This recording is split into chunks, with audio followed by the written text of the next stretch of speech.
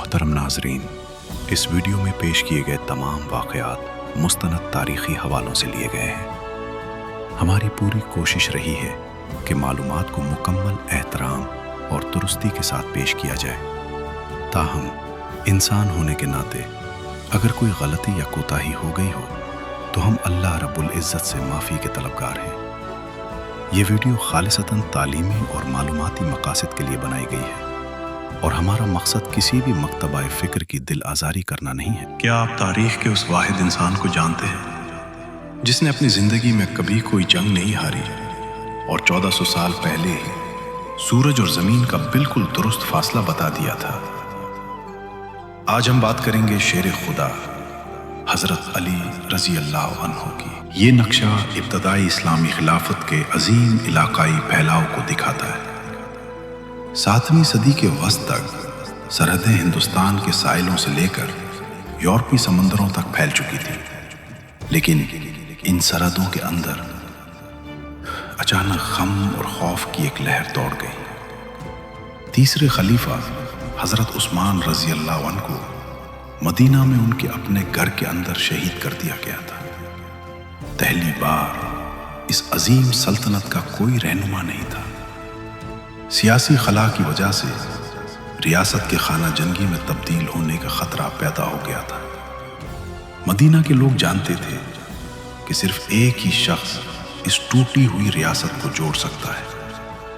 انہوں نے پیغمبر محمد صلی اللہ علیہ وسلم کے داماد حضرت علی رضی اللہ عنہ کی طرف رخ کیا۔ ایک پریشان ہجوم ان کے پاس آیا اور ریاست کو بچانے کے لیے خفیہ طور پر اپنی بیعت کی پیشکش کی، لیکن حضرت علی نے انہیں فوراً منع کر دیا۔ انہوں نے شرط رکھی کہ اگر انہیں خلیفہ بننا ہے تو یہ سب کے سامنے کھلے عام شہر کی مرکزی مسجد میں ہونا چاہیے۔ حضرت علی نے اس بحران کو کیسے سنبھالا، یہ سمجھنے کے لیے ہمیں ان کی شروعاتی زندگی کو دیکھنا ہوگا۔ مکہ میں خانہ کعبہ کے بالکل اندر پیدا ہوئے حضرت علی کو سخت قحط کے دوران پیغمبر محمد صلی اللہ علیہ وسلم اور حضرت خدیجہ رضی اللہ عنہا نے اپنے پاس رکھ لیا اور ان کی پرورش کی۔ ان کی وفاداری کا امتحان بہت جلدی لیا گیا۔ جس رات پیغمبر صلی اللہ علیہ وسلم نے مدینہ ہجرت کی، 40 ہتھیار بند دشمنوں نے ان کے گھر کو گھیر لیا۔ حضرت علی وہاں رک گئے اور دشمنوں کو دھوکہ دینے کے لیے جان بوجھ کر پیغمبر صلی اللہ علیہ وسلم کے بستر پر سو گئے۔ جب اس نئی ریاست کا دفاع کرنے کا وقت آیا تو وہ ایک بہترین اور خطرناک جنگجو بن کر ابھرے۔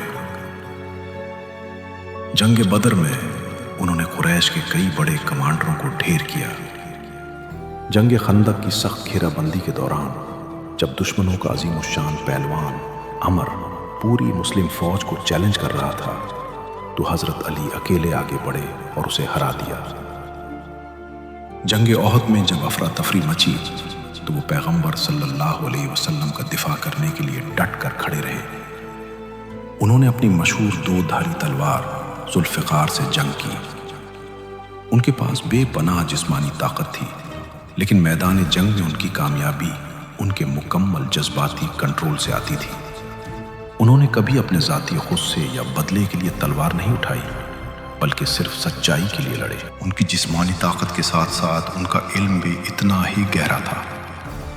پیغمبر صلی اللہ علیہ وسلم نے فرمایا تھا، میں علم کا شہر ہوں اور علی اس کا دروازہ ہے۔ ایک بار ایک شخص نے ان سے زمین اور سورج کے درمیان کا فاصلہ پوچھا۔ انہوں نے فرمایا کہ اگر ایک عربی گھوڑا 500 سال تک لگاتار دوڑتا رہے تو وہ سورج تک پہنچ جائے گا۔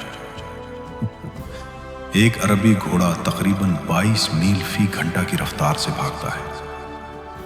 اگر اس رفتار کو 24 گھنٹے اور 500 سال سے ضرب دے تو یہ فاصلہ ٹھیک 93 ملین میل بنتا ہے، جو جدید سائنس کے حساب سے بالکل درست فاصلہ ہے۔ ان کی زبان پر ایسی پکڑ تھی کہ وہ فوراً ایسے لمبے خطبے دیتے تھے جن میں الف کا استعمال نہیں ہوتا تھا یا جن میں کہیں کوئی نقطہ نہیں ہوتا تھا۔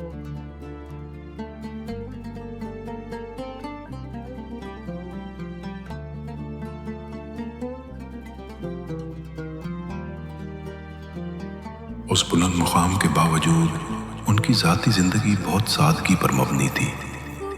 انہوں نے پیغمبر صلی اللہ علیہ وسلم کی سب سے چھوٹی بیٹی حضرت فاطمہ رضی اللہ عنہا سے شادی کی اور اپنی ذرہ بیچ کر اس سادہ شادی کا خرچ اٹھایا۔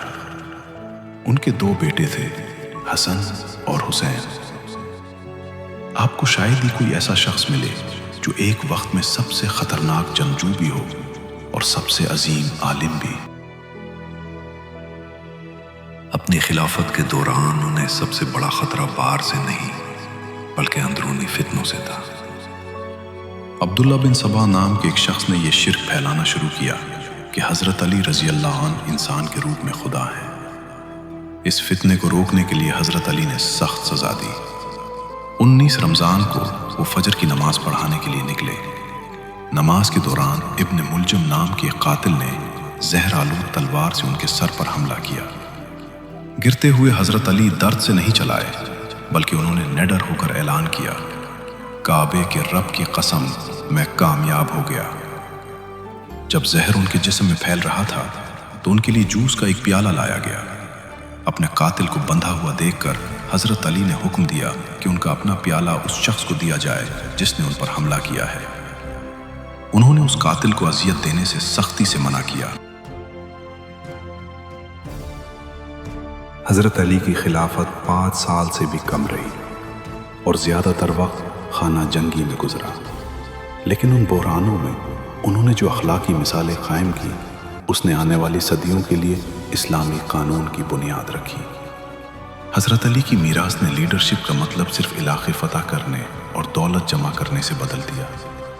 انہوں نے اپنے آخری اعمال سے یہ ثابت کیا کہ ایک سچے حکمران کی پہچان انصاف، رحم اور سچائی پر اس کے اٹوٹ یقین سے ہوتی ہے۔ محترم ناظرین، اگر آپ کو حضرت علی رضی اللہ عنہ کی زندگی اور اسلامی تاریخ پر مبنی یہ ویڈیو پسند آئی ہے تو براہ کرم اسے لائک کریں اور صدقہ جاریہ کی نیت سے اپنے دوستوں اور عزیزوں کے ساتھ شیئر کریں۔ ایسی ہی مزید معلوماتی اور ایمان افروز ویڈیوز دیکھنے کے لیے ہمارے چینل کو سبسکرائب کریں اور بیل آئیکن کو ضرور دبائیں تاکہ ہر نئی ویڈیو کا نوٹیفیکیشن آپ تک بر وقت پہنچ سکے۔ اپنا بہت خیال رکھیے گا۔ اللہ حافظ۔